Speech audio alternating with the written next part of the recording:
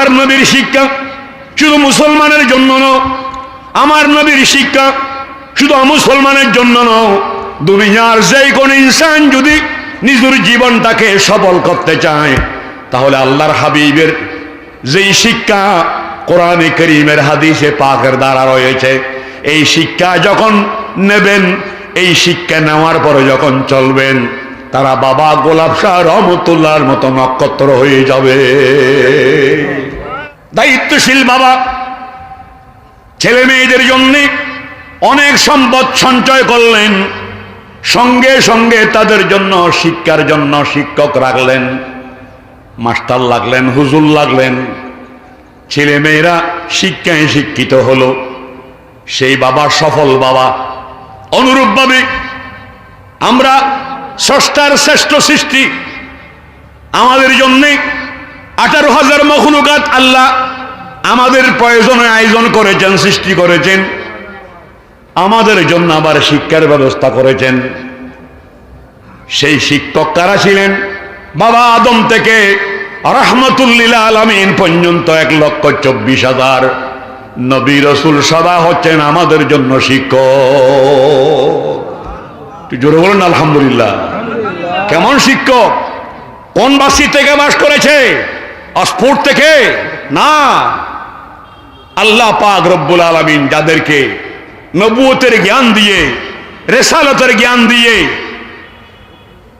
পয়গম্বরের জ্ঞান দিয়ে, যেই সময় যে এলাকায় যাদের জন্য যেরকম সুশিক্ষা দরকার, সেই সুশিক্ষা দেওয়ার জন্য আল্লাহ আমাদের জন্য 1,24,000 মতান্তর 2,36,000 নবী রসুলগণকে বনি আদমের জন্য আল্লাহ শিক্ষক করলেন। পড়েন আলহামদুলিল্লাহ। সবাইকে আলহামদুলিল্লাহ বলছেন। আল্লাহর খান, আল্লাহ জমিনে আছেন, আল্লাহ যে আপনাদের জন্য এত সুন্দর ব্যবস্থা করলেন, এরা কি এই শিক্ষকগণ নবীগণ কি এরা কি ওদের কি শিক্ষাগত যোগ্যতা কি কমতি ছিল? বলেন, কমতি ছিল? মনে রাখবেন, সবাই আশা রাখে ভালো প্রতিষ্ঠান হলে সেখানে শিক্ষার্থী ভালো শিক্ষিত হবে। তা আমার আল্লাহ চেয়ে বড় এলমদাতা, বড় শিক্ষাদাতা কে আছে? তাহলে আল্লাহ যাদেরকে শিক্ষা দিয়ে শিক্ষক করেছেন আমাদের জন্য, এরা হচ্ছে স্রষ্টার সৃষ্টি জগতের বনি আদমের শ্রেষ্ঠ শিক্ষক। পড়েন আলহামদুলিল্লাহ। এতে কাহারও কোনো আপত্তি আছে কিনা বলুন। আপত্তি থাকলে সিলেট থেকে যাব না, আমি জবাব দিয়ে যাব। আমাকে সবাই আমাদের চট্টগ্রাম বলে মুনাজের, আমি মুনাজারা করি নি। মানুষ ইসলামের সপক্ষে, নাস্তিকের বিরুদ্ধে, বেঈমানের বিরুদ্ধে, বেদিনের বিরুদ্ধে, বাতিলের বিরুদ্ধে কোরআন ও হাদিসের আলোকে আমি মুনাজারা করে দিই। মানুষ প্রিয় হাজরিন, কেউ দাঁড়াতে পারবেন না। রব্বুল আলামিন আমাদের জন্য শ্রেষ্ঠ শিক্ষক ব্যবস্থা করেছেন। সেই শ্রেষ্ঠ শিক্ষকগণের মধ্যে এমন এক শিক্ষক আমরা পেয়েছি, সেই শিক্ষক বলতেছেন, বুইস্তু মুআল্লিমা, আমি রাসূল প্রেরিত হয়েছি কিয়ামত পর্যন্ত বনি আদম ইনসানের শিক্ষক হিসাবে।